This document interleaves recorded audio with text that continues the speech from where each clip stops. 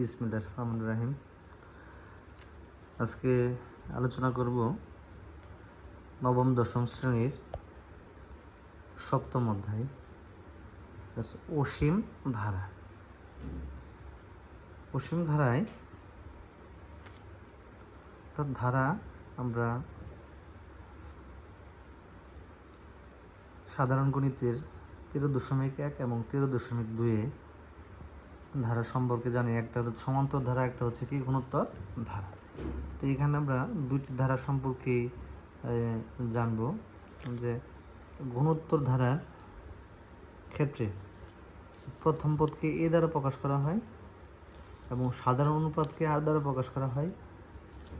n-তম পদ is equal to a r to the power n-1 এবং আর এর মান যদি এক অপেক্ষা ছোট হয় তাহলে তার সমষ্টি সূত্র Sn is equal to a by 1 minus r to the power n 1 minus r. আবার আর এর মান যদি এক অপেক্ষা বড় হয় তাহলে সমষ্টির সূত্র হচ্ছে Sn is equal to a by r n minus 1 r minus 1। R এর মান এক অপেক্ষা ছোট হলে ওই ধারাটির অসমিতক সমষ্টি থাকবে, আর সে সূত্র হচ্ছে S infinity is equal to a by 1 minus r. এখন কখন বুঝবো যে ধারাটি সমান্তর ধারা না গুণোত্তর ধারা? এখানে আমি একটা ধারা লিখছি 1 plus 1/2 plus 1/4 plus 1/8 plus dot. আচ্ছা, আমরা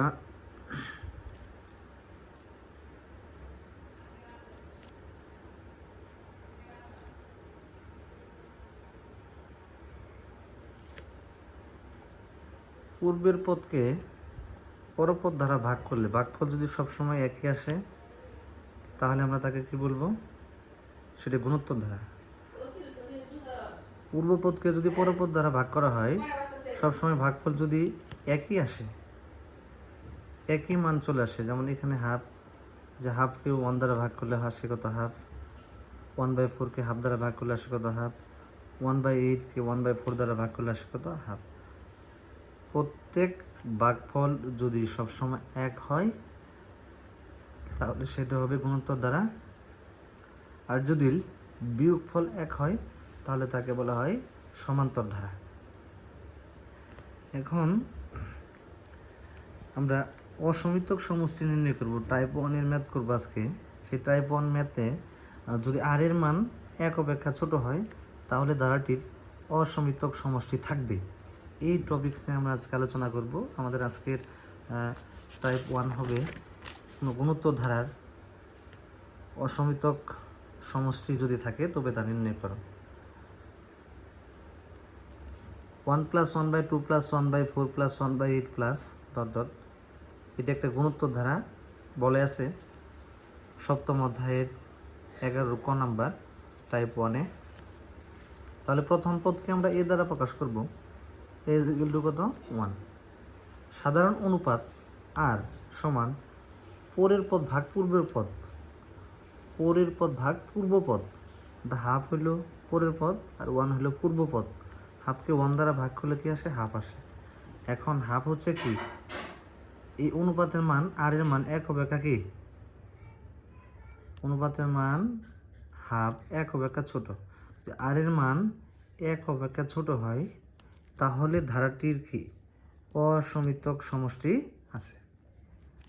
আর সেই ক্ষেত্রে সূত্র হচ্ছে আমরা জানি অসমিতক সমষ্টি S infinity is equal to A by 1 minus r. এর মান হচ্ছে কত? এখানে 1 এর মান 1 বসালাম, 1 মাইনাস আর এর মান হচ্ছে কত? হাফ। হাফ এই 1 এর নিচে মনে মনে একটা কি আছে? 1 আর 2 এর লসাগু কত? 2।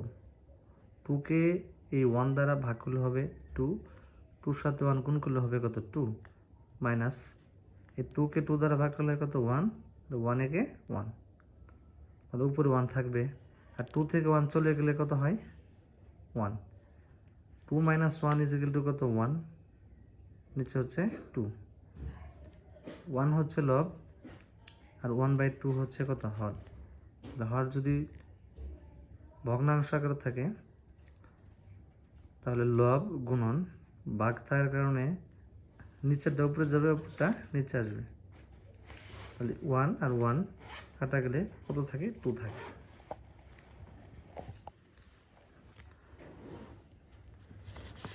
এখন আমরা আরেকটা টাইপ নিয়ে আলোচনা করব।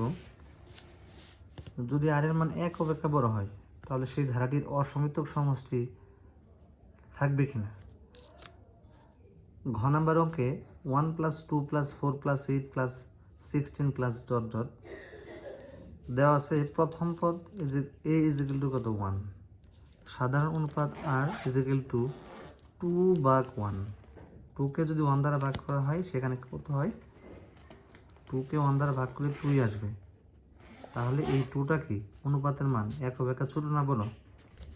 তাহলে r এর মান হচ্ছে 1 অপেক্ষা বড়। যদি r এর মান 1 অপেক্ষা বড় হয় তাহলে ওই ধারাটির অসমিতক সমষ্টি নেই। আমরা টাইপ 1 এর আরেকটা ম্যাথ দেখব। 1/2 + -1/4 + 1/8 + -1/16 + ডট। এখানকার প্রথম পদ a = কত হাফ, সাধারণ অনুপাত r = -1/4 ভাগ হচ্ছে কত হাফ। 1/4 ইন্টু ভাগ থাকলে কি হবে, নিচেরটা উপরে যাবে, উপরেটা নিচে আসবে। 4কে এই 2 দ্বারা কাটলে আসে কত 2, তার নিচে 2 আর 1 গুণ করলে হয় 2, উপরে হচ্ছে কত 1, মাইনাস থাকবে। এই -1/2 আর এর মানে 1 অপেক্ষা কি অবশ্যই ছোট। আর এর মানে 1 অপেক্ষা কি ছোট। যদি আর এর মানে 1 অপেক্ষা ছোট হয় অতএব ধারাটির অসমিতক সমষ্টি আছে। আমরা জানি অসমিতক সমষ্টি s ইনফিনিটিভ = a/1 - r। এর মান হচ্ছে হাফ, এর মান হচ্ছে হাফ, আর r এর মান হচ্ছে -1/2। তো 1/2 1 মাইনাসে কত প্লাস 1/2। 1 এর নিচে মনে মনে একটা 1 আছে, 1 আর 2 লসাগু হচ্ছে 2। 2কে 1 দ্বারা ভাগ করলে হয় 2, 1 দ্বারা গুণ করলে হয় কত 2 প্লাস 2কে 2 দ্বারা ভাগ করলে হয় 1, আর 1 একে 1। তাহলে লব হচ্ছে 1/2 আর হর হচ্ছে 3/2। লব এবং হর এখানে ভগ্নাংশ আকারে আছে, লব ভাগ তাহলে কি হয় গুণ, 2 যাবে উপরে 3 আসবে নিচে, 2 কাটা 1/3। তাহলে এবার আমরা টাইপ 1 এর এই 3টা নিয়ম ফলো করলে মোটামুটি আমাদের ম্যাথগুলো কমপ্লিট হয়ে যাবে।